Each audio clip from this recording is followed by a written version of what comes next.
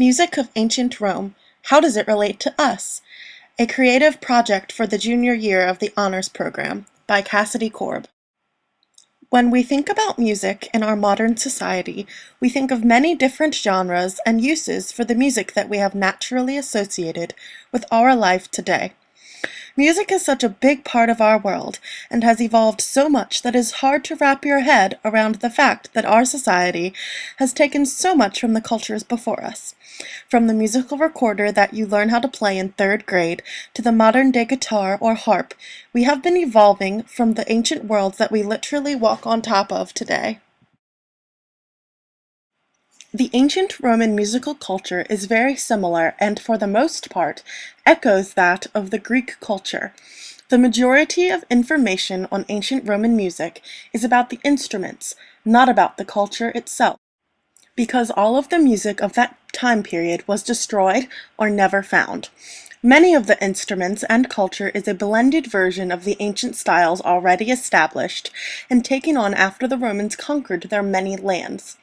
Roman music first entered the world in a time of expansion and new ideas. Everything was changing, trade expanded, clothing was different, and new religions were starting to form. According to the Oxford History of Music, during the Second Punic War, the cult of the Great Mother Sibyl was brought to Rome in 204 BC. The priests brought with them their musical instruments, and these pipes, cymbals, and tambourines soon gained great popularity.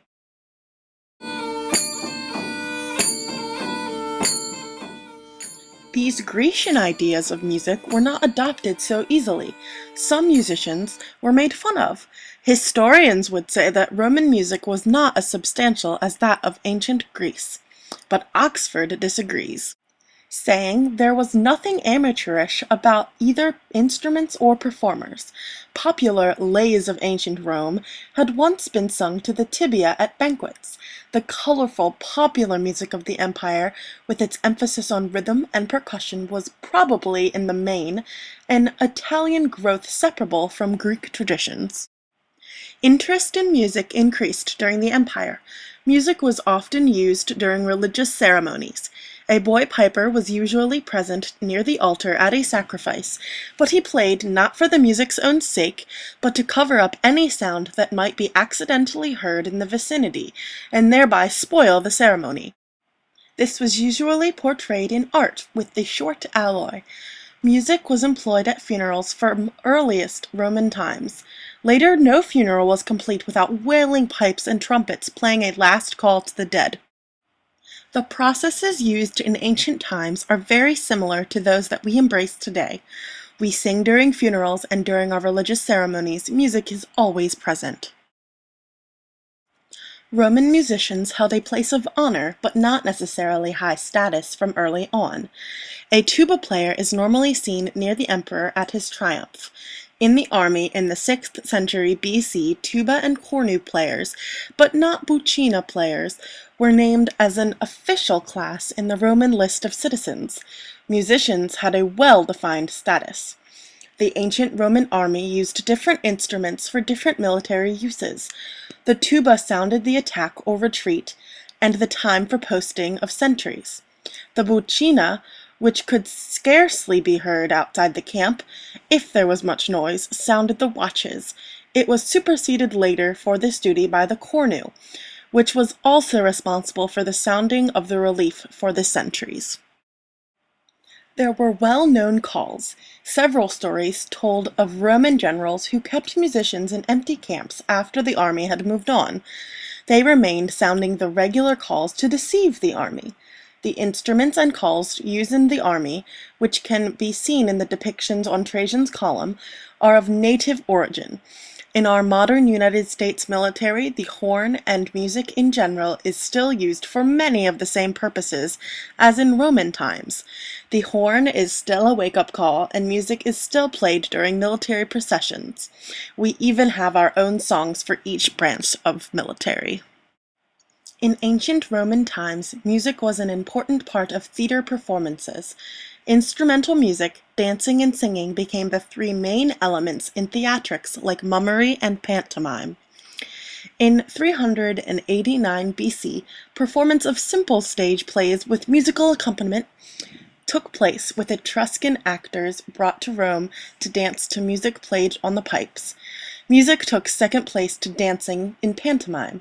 The amphitheater shows began with a processional, led by trumpet and horn players.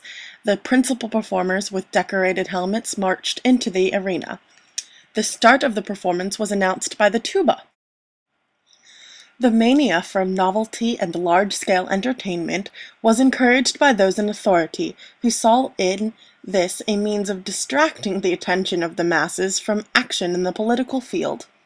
As we have learned, music has always been a part of the theater, which is something that I hold dearly. Things may have changed a bit, from a few instruments in the orchestra to maybe 40 different types of instruments in a modern ensemble, but the ambiance still remains. The music may have been a buffer to the acting in ancient times, but due to their influence we have evolved into full-scale musical productions. Indoor concerts took place in the houses of the rich. PL 12, a fresco found at Herculaneum, shows a duet between a piper and a kithara player. This city was overtaken by the lava of Vesuvius and is very well preserved today. Small bands of street musicians paraded in the streets, playing pipe, cymbal, and tambourine. Music was also used on festal occasions, or when the emperor was welcomed on his return home. There was always music to greet him. There is reason to believe that music was learned by ear due to art remains where this is how musicians are depicted. Information stemming from Asia Minor in the late 3rd century BC tells that the instructor's duties were to give instruction in music, i.e. theory, and in playing the kithara with plectrum and with the fingers. Some of the boys were taught theory only. Not all the boys in the school received music lessons. There was an examination at the end of the year to see how the pupils had benefited from the instruction. Music was not recognized as an important and necessary part of the curriculum, as it was in Greece, and was often experimented with in schools.